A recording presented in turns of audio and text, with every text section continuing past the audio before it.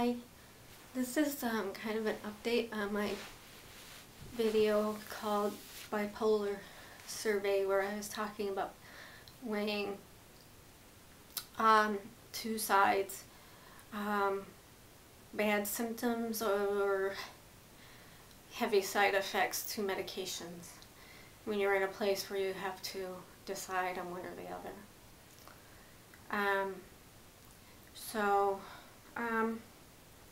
First of all, I'm not feeling very, I'm a little depressed today, and I didn't put a whole lot of effort into my appearance, so that's why my hair is all fluffy, got some PMS acne. Anyway, so things did get bad enough for me to call the doctor a little early from my usual appointment time, my next appointment, because I was totally erratic with my moods. I'd be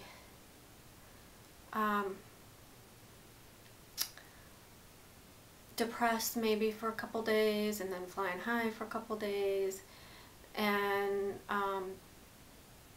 I'd wake up really depressed and phase into an angry, irritable, hateful mood, normalized by afternoon, and then be raring to go, ready to take life on, full of projects and ideas by nighttime. And then I'd wake up depressed for a couple days. I mean, just all over the map, and no way of predicting, no pattern. And then I had this period of about 2 to 3 days where I was doing this, like, for an hour I was elated and happy and raring to go and positive and optimistic and wanting to do everything now, get it done now, gotta have it happen now. And then the next hour I was breaking things and angry and hateful and very irritable, very touchy. And then the next hour I'm pacing and crying and talking to myself. And I just sort of bounced from those for 2.5 days. And I didn't even notice. I noticed enough that I took Xanax through the day, which I usually only reserve for nighttime for insomnia, but I was aware enough that I felt like a rocket that was about to take off.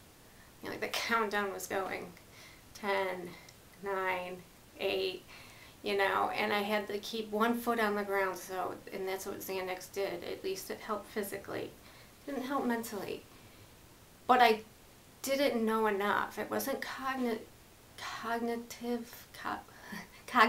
enough to know that it was a mood problem. And I woke up one morning and thought, oh my goodness, that was one hell of a ride.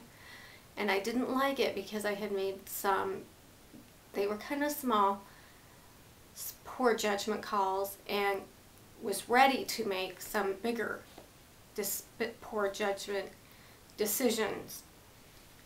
And I could, if I had stayed there, I would have made a big mess of things, I think. And I don't like that out of control feeling, because usually I can identify mania and depression and be aware while it's happening and do the right things. So I didn't like that, and I called. My doctor was out of town for the week, so I saw the nurse practitioner, and I don't have a problem with nurse practitioners. I just like to see the same person. So that kind of concerned me, but she explained that, well, she just said that, well, you need an, you know, I was so worried that they were going to put, I've tried everything, I've been on everything from diagnosis to now, and I'm just side effect prone, or it doesn't work, and I was just dreading anything that was going to be suggested. But really she just said, you need an anti-manic, you need your Seroquel increased from 500 to 600.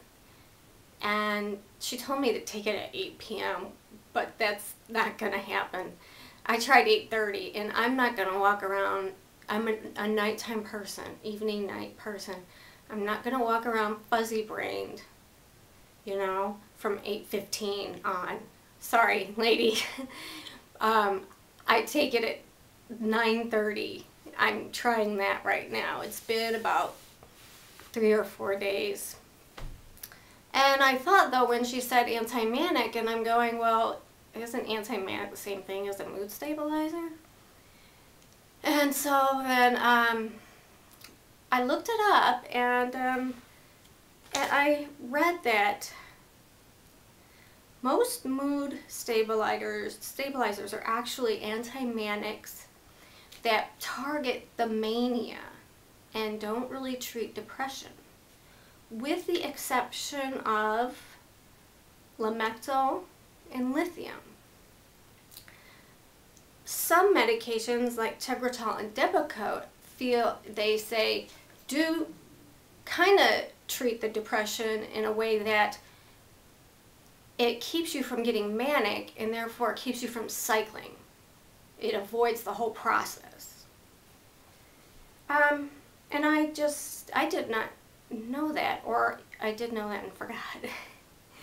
Anyway, that's interesting because I definitely feel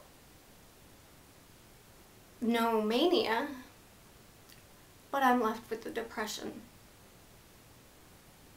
Now, all the time, I have no break in the depression. And you don't know how bad I want to cut back on the Seroquel just to get that erratic cycle back, because I am so tired of being low. I don't know if this is going to change, but I have another appointment in 2-3 weeks with my doctor, and I can't really take antidepressants because they put me into a mixed manic state. You know, I hate being depressed. I hate being dull-minded. I hate having no hope for the future. It keeps me from being motivated. Nothing seems like it's gonna work out, so I don't bother. You know, and I'm on this adventure of getting my own apartment, working on that. And now depression's all on me, like, why bother? It's gonna suck, just in a different way when you get out there by yourself. It's all gonna end up screwed up. You're gonna think you have it down, and those Medicare people are gonna have it screwed up. So something's gonna happen and just screw you up. It's all just gonna be screwed up. It's all just gonna suck in just a different way. So why bother? I don't like feeling this way. I'm not sure if I don't like feeling this way enough to say, and I fuzzy, and I brain, and I hope that's gonna go away after a while, but you know, I just have to, you know, what's the answer? I take other medication other than bipolar medication. I don't like taking this much, and I don't want to add more, but I don't want to be depressed. I don't know. Maybe I would rather be unpredictable, out of control, compared to predictable depression and pessimism and negativity and blah. Hate it. So that's my update. And I'll update you later, maybe, to see if anything has improved. Later.